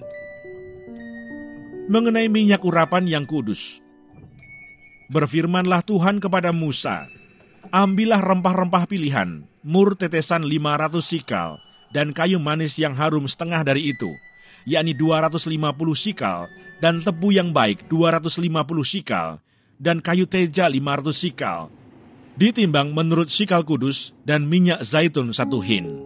Haruslah kau buat semuanya itu menjadi minyak urapan yang kudus, suatu campuran rempah-rempah yang dicampur dengan cermat, seperti buatan seorang tukang campur rempah-rempah. Itulah yang harus menjadi minyak urapan yang kudus. Haruslah engkau mengurapi dengan itu kemah pertemuan dan tabut hukum, meja dengan segala perkakasnya, kandil dengan perkakasnya, dan mesbah pembakaran ukupan, mesbah korban bakaran dengan segala perkakasnya, bejana pembasuhan dengan alasnya. Haruslah kau kuduskan semuanya, sehingga menjadi maha kudus. Setiap orang yang kena kepadanya akan menjadi kudus. Engkau harus juga mengurapi dan menguduskan Harun dan anak-anaknya, supaya mereka memegang jabatan imam bagiku. Dan kepada orang Israel, haruslah kau katakan demikian: inilah yang harus menjadi minyak urapan yang kudus bagiku di antara kamu turun-temurun. Kepada badan orang biasa, janganlah minyak itu dicurahkan, dan janganlah kau buat minyak yang semacam itu dengan memakai campuran itu juga. Itulah minyak yang kudus, dan haruslah itu kudus bagimu. Orang yang mencampur rempah-rempah menjadi minyak yang semacam itu, atau yang membubuhnya pada badan orang awam, haruslah dilenyapkan dari antara bangsanya. Mengenai ukupan yang kudus, berfirmanlah Tuhan kepada Musa, ambillah wangi-wangian, yakni getah damar, kulit lokan dan getah rasa mala, wangi-wangian itu serta kemenyan yang tulen, masing-masing sama banyaknya. Semuanya ini haruslah kau buat menjadi ukupan, suatu campuran rempah-rempah, seperti buatan seorang tukang campur rempah-rempah, digarami, murni, kudus. Sebagian dari ukupan itu haruslah kau giling sampai halus, dan sedikit daripadanya kau letakkanlah di hadapan tabut hukum di dalam kemah pertemuan, di mana aku akan bertemu dengan engkau. Haruslah itu maha kudus bagimu. Dan tentang ukupan yang harus kau buat menurut campuran yang seperti itu juga, janganlah kamu buat bagi kamu sendiri. Itulah bagian untuk Tuhan yang kudus bagimu. Orang yang akan membuat minyak yang semacam itu dengan maksud untuk menghirup baunya, haruslah dilenyapkan dari antara bangsanya. Keluaran pasal 31. Besaleel dan Aholiab ditunjuk. Berfirmanlah Tuhan kepada Musa, lihat, telah kutunjuk Besaleel bin Uri bin Hur dari suku Yehuda, dan telah kupenuhi dia dengan roh Allah, dengan keahlian dan pengertian dan pengetahuan dalam segala macam pekerjaan, untuk membuat berbagai rancangan supaya dikerjakan dari emas, perak, dan tembaga, untuk mengasah batu permata, supaya ditata, untuk mengukir kayu, dan untuk bekerja dalam segala macam pekerjaan. Juga aku telah menetapkan di sampingnya Aholiab bin Ahisamah dari suku Dan. Dalam hati setiap orang ahli telah kuberikan keahlian. Haruslah mereka membuat segala apa yang telah kuperintahkan kepadamu: kemah pertemuan, tabut untuk hukum, tutup pendamaian yang terletak di atasnya, dan segala perabotan kemah itu, yakni meja dengan perkakasnya, kandil dari emas murni dengan segala perkakasnya, mesbah pembakaran ukupan, mesbah korban bakaran dengan segala perkakasnya, bejana pembasuhan dengan alasnya, pakaian jabatan, baik pakaian kudus kepunyaan Imam Harun, maupun pakaian anak-anaknya, untuk memegang jabatan imam, minyak urapan dan ukupan dari wangi-wangian untuk tempat kudus, tepat seperti yang telah kuperintahkan kepadamu. Haruslah mereka membuat semuanya.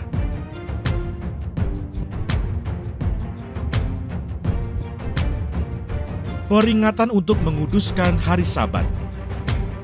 Berfirmanlah Tuhan kepada Musa, katakanlah kepada orang Israel demikian, akan tetapi hari-hari Sabatku harus kamu pelihara, sebab itulah peringatan antara aku dan kamu turun-temurun, sehingga kamu mengetahui bahwa akulah Tuhan yang menguduskan kamu. Haruslah kamu pelihara hari Sabat, sebab itulah hari kudus bagimu. Siapa yang melanggar kekudusan hari Sabat itu, pastilah ia dihukum mati. Sebab setiap orang yang melakukan pekerjaan pada hari itu, orang itu harus dilenyapkan dari antara bangsanya.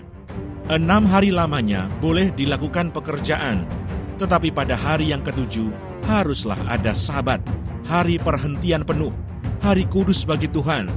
Setiap orang yang melakukan pekerjaan pada hari Sabat, pastilah ia dihukum mati. Maka haruslah orang Israel memelihara hari Sabat, dengan merayakan Sabat turun-temurun menjadi perjanjian kekal. Antara aku dan orang Israel, maka inilah suatu peringatan untuk selama-lamanya. Sebab 6 hari lamanya Tuhan menjadikan langit dan bumi, dan pada hari yang ke-7 ia berhenti bekerja untuk beristirahat. Musa menerima kedua loh hukum. Dan Tuhan memberikan kepada Musa, setelah ia selesai berbicara dengan dia di Gunung Sinai, kedua loh hukum Allah, loh batu yang ditulisi oleh jari Allah.